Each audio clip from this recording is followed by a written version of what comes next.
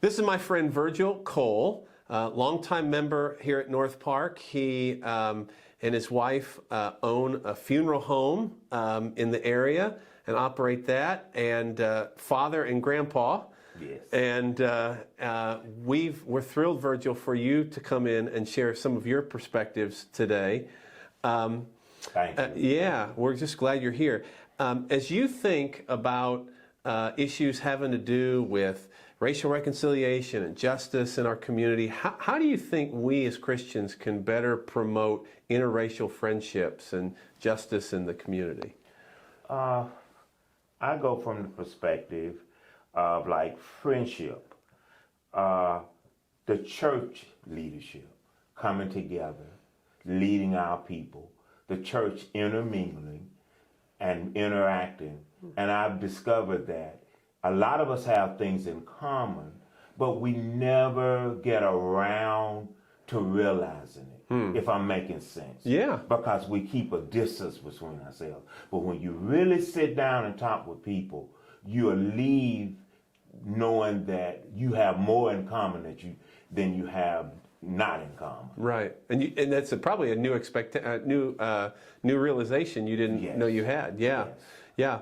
Now, obviously, a lot has changed in our country and in our area from the days 50, 60 years ago before the civil rights movement happened. There's been a lot of progress, which we can celebrate. But what do you think still needs to improve and change perhaps today in 2023? The family. Uh-huh. I'm a believer that the family is really before the church. Mm-hmm. If you have a firm grip on family, then things can grow. We're losing out because we don't have firm grips on the family. Wow. Yeah. And then you don't have any structure. Yeah. Therefore, you don't have any structure. And now it's showing. Mm-hmm. And then it filters out from there. Filters out. Yeah, that's good.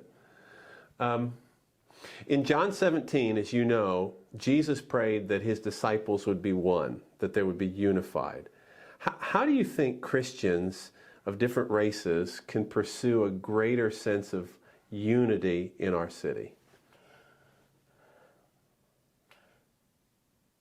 Human nature, I'm selfish.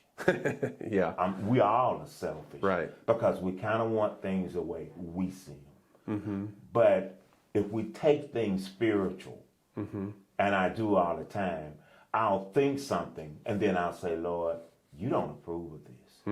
You want me to follow you, not my own perspective of things. You have integrity and behavior and purity and holiness that I'm not following. So that means Spiritual. we have to look ourselves in the mirror spiritually, Yes. and that's not always easy. No. Yeah, I'd rather look at you than me. My father always told me the truth hurts. Yeah. And as I get older, he was telling the truth. Yeah, that's right. That's right. He sure was.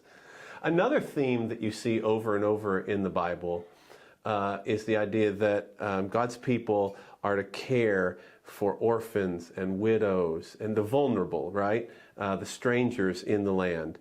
How do you think we can apply that principle, that caring for the vulnerable, for the least of these, if you will, in a better way in our community? We have no compassion. Compassion. As I grow as a Christian, I always pride myself. My name was Cole, and they would say, "You Cole Nation." I said, "That's my name."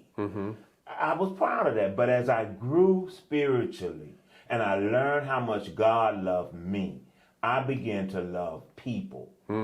People, human beings. And yes, I've had my difficulties, and we're still going to have our difficulties, but keep our eyes on Jesus. Yeah, so God had to do a work in you to give you a love for other people. Yes. Yeah, and that's what he has to do. We just can't read. You don't change on your own. That's right. Yeah, you can't just read a book and have it happen or something. No. Yeah, that's right.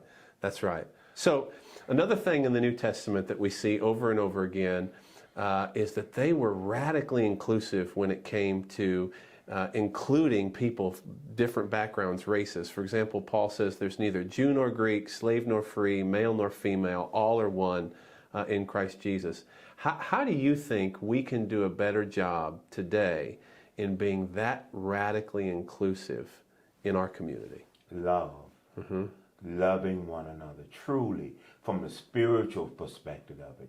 Like I said earlier, my human nature is to be selfish. That if something's being done and I'm not used to it, then I'm going to kind of ignore it. I don't like it because it's something I'm not used to. But when I learn to love people, I learn to forgive, and I learn to forget, and I learn to, it's just a joy. And Jesus said, I give you my joy. The world can't give you a joy. But no matter what's going on around you, the joy of the Lord is always there, no matter what. And love helps me to see past things that would otherwise make me stumble. I say open my eyes. Yeah. And love makes me want to know somebody that otherwise I wouldn't necessarily want to know. Yeah, that's great. And it reveals to you sometimes things that you didn't see. That's right. But the Lord in his perspective lets you view something, not to tear the person down, but to help them. Yeah, that's great. That's great. Thanks, Virgil. Thanks for coming in today. You welcome. Yeah.